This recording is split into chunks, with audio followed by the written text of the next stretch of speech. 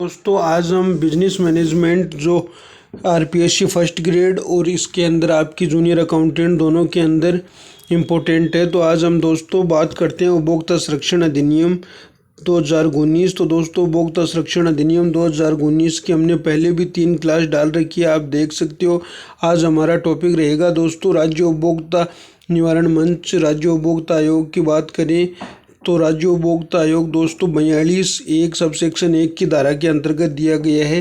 अब हम बात करते हैं इसकी स्थापना राज्य सरकार द्वारा की जाती है और स्थापना राज्य सरकार के द्वारा शिकायत जिला मंच के निर्णय के विरुद्ध शिकायत राज्य आयोग में की जाती है। तो यहाँ हम शिकायत की बात करें तो यह जिला मंच के निर्णय के विरुद्ध शिकायत की जाती है और 30 दिनों के भीतर शिकायत की जाती है। देखते हैं राशि 50 लाख से 2 करोड़ रुपए तक की राशि, इसमें माल या सेवाओं से संबंधित दावा है वो इसमें किया जा सकता है। और जिला मंच की बात करें तो 50 लाख रुपए तक की राशि के दावा जिला मंच आयोग में किया जा सकता है। अध्यक्ष और सदस्य की बात करें तो इसमें एक अध्यक्ष होता है और सदस्य टोटल 5 होती है, 4 सदस्य होते हैं, एक अध्यक्ष होता है, टोटल 5।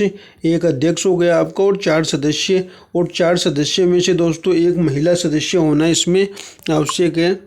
अब हम देखते हैं इसकी कार्यकाल इसके अंतर्गत 5 वर्ष या 67 वर्ष की आयु जो भी पहले हो वो इसका कार्यकाल होता है। अध्यक्ष की नियुक्ति कौन करता है? उच्च न्यायालय के न्यायाधीश या उसके समक्ष योग्यता रखने वाला व्यक्ति। उच्च न्यायालय का न्यायाधीश या उसके समक्ष योग्यता रखने वाला कोई भी व्यक्ति है उसे अध्यक्ष बना दिया जाता है और कार्यकाल इसका 5 से 67 वर्ष की आयु होता है। अब हम बात करते हैं रिव्यू। 30 दिनों के अंदर रिव्यू करवा सकता है। अगर कोई फैसला कर रखा है राज्य आयोग के अंदर और निर्णय से संतुष्ट नहीं है तो अपने निर्णय के विरुद्ध 30 दिनों के अंतर्गत अपने फैसले को रिव्यू करवा सकता है। आगे हम बात करते हैं इसमें माल या सेवाओं का 30 दिनों के भीतर 50% 35,000 रुपये जमा करवानी होगी। अगर मान लो कोई रिव्यू से असंतुष्ट है तो राष्ट्रीय आयोग में अपील कर सकता है और 30 दिनों के भीतर माल या सेवाओं का 50% और 35,000 रुपये जमा करवानी होंगी। जिला मंच पर प्रशासनिक नियंत्रण राज्य आयोग का होगा। तो दोस्तों जिला मंच पर प्रशासनिक जो नियंत्रण होता है वो राज्य आयोग का होगा, क्योंकि जिला मंच के आयोग के निर्णय के विरुद्ध शिकायत राज्य आयोग में की जाती है। तो आपका ये सही हो जाएगा। अब हम देखते हैं क्वेश्चन नंबर आगे। राज्य आयोग पर प्रशासनिक नियंत्रण राष्ट्रीय आयोग के द्वारा किया जाता है और राज्य आयोग पर जो प्रशासनिक नियंत्रण होता है वो आपका राष्ट्रीय आयोग द्वारा किया जाता है। राष्ट्रीय आयोग एक स्वतंत्र निकाय होता है, इस पर किसी का भी नियंत्रण नहीं होता।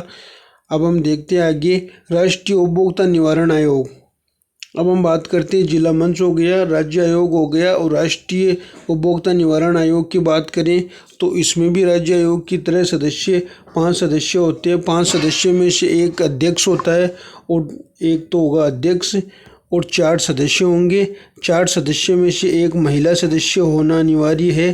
तो यह आपके सदस्य हो गए। बात करें इसके कार्यकाल की तो अध्यक्ष का कार्यकाल इसका 5 वर्ष या 70 वर्ष की आयु होगा। और सदस्य के अलावा अगर हम अन्य व्यक्तियों को देखें अध्यक्ष के अलावा तो वो सदस्यों की आयु होगी आपकी 68 वर्ष की।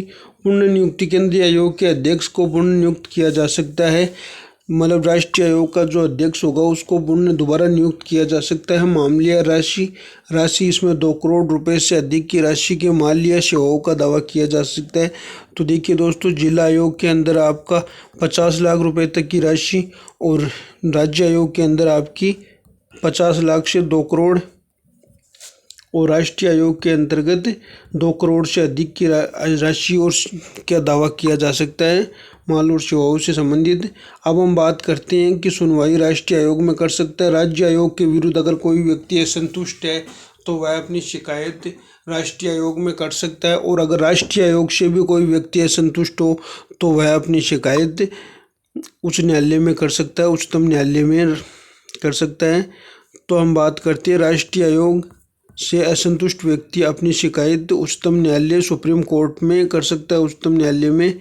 अब हम आगे देखते हैं केंद्रीय उपभोक्ता संरक्षण आयोग। इसमें एक बात ये याद रखना राष्ट्रीय आयोग में आप कि अगर मामला दर्ज कराता है कोई व्यक्ति तो 50% राशि जमा करवानी होगी, क्योंकि अगर राज्य आयोग से कोई व्यक्ति असंतुष्ट है तो वह 50% राशि जमा करा के राष्ट्रीय आयोग में शिकायत कर सकता है। अब हम देखते हैं केंद्रीय उपभोक्ता संरक्षण प्राधिकरण 10 से 27 की धारा।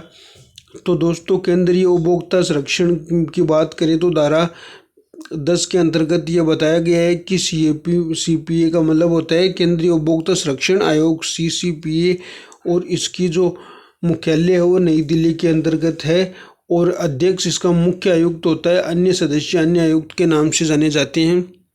आगे हम बात करें ये इसके कार्य क्या होते हैं तो दोस्तों उपभोक्ता के हितों को संरक्षण करने, उनके अधिकारों को प्रोत्साहित करने के विनियामक के रूप में काम करता है। उपभोक्ता के हितों की रक्षा करने के लिए व हितों को सुरक्षित करने के लिए अनुचित व्यापार से संबंधित जितने भी झूठे भ्रामक मिथ्या वर्णन विज्ञापन को रोकना, भ्रामक विज्ञापन जुर्माना को रोकना।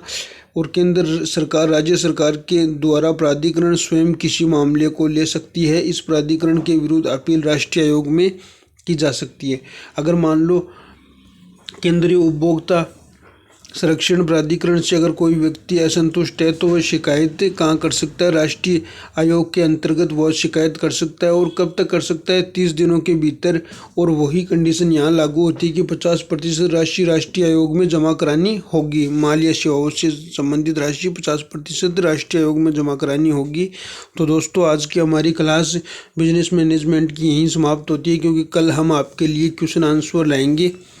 तो क्वेश्चन आंसर की सीरीज होगी जिसमें 50 के समथिंग क्वेश्चन होंगे और आपका ये टॉपिक कंप्लीट हो जाएगा। तो थैंक यू दोस्तों।